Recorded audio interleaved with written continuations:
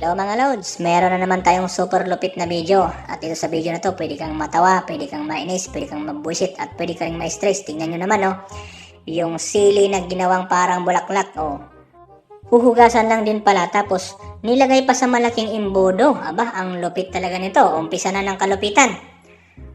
Ito naman, ano naman to, mga parang laruan ng bata. Nilagyan ng mga bigas. Tapos tinanggal lang din. Aba, iba to. Ayun si kuya, talagang hindi na nakapagpigil. Relax lang mga loads, baka magaya kayo kay kuya. Magsasaing pala siya, ginanon-ganon pa, ang daming arte. Ito naman, nilagay sa yung kanin, nilagay sa maliliit na parang paso. Ano na naman kayang pautot to?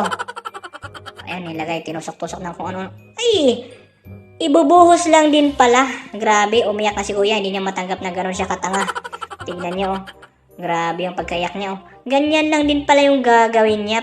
Hindi pa niya diniritso. Ginagawa niyang komplikado yung mga bagay-bagay. Ang taba ng utak niya, pati tubig, sinasala. Kung ano naman kaya to. Parang balat ng baka yata to. Ewan ko kung ano yan. Pero yan, ginayat-gayat niya. Nilagyan ng yelo. Ano kayang gagawin dyan? Nilagyan pa ng mga dahon-dahon, no? Tapos, papakuluan ang tindi. Ito naman, itlog. Hiniwalay yung dilaw sa puti. Nilagay sa loob ng pipino. Tinusok-tusok. Espesyal siguro to. Tinanggal na yung mga tusok, Tapos, ilalagay lang din pala sa mangkok. Ay, grabe. Hindi talaga matanggap ni kuya, Grabe yung hagulgol niya. Tapos, inimbudo pa yung puti. Ang tindi nito. Gagawa naman siya ng cake siguro. Tapos, inimbudo na naman. Anong meron sa imbudo na yan?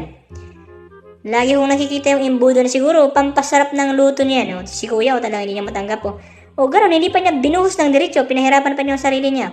Gano'n siya magbitak ng itlog. Pinukpok niya ng bato na parang pato. Nilagay sa mangkok na bato, tapos ililipat sa mangkok na mangkok talaga.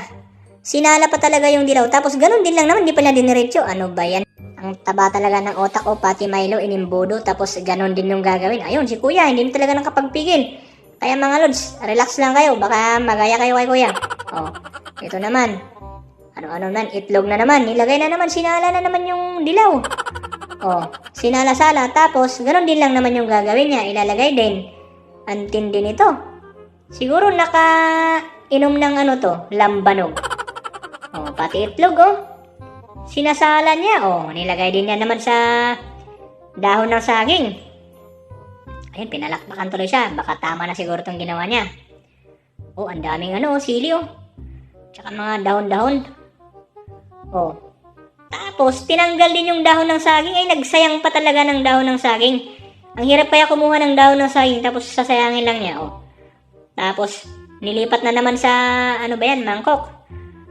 Tapos, nilagay sa parang lutuan ng puto. Sinalin-salin, siguro espesyal yung gagawin niya. Ito naman, bihon. Nilagay, pinatong sa salaan, tapos binuhusan ng mainit na tubig. Ang tindi nito. Grabe talaga yung utak niya. Umabot na sa ilong.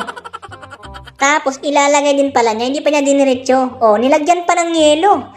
Anong klaseng pag-iisip yan? Iba na talaga yung isip nito, ito na naman. Ano na naman kaya yan? Naggisa-gisa.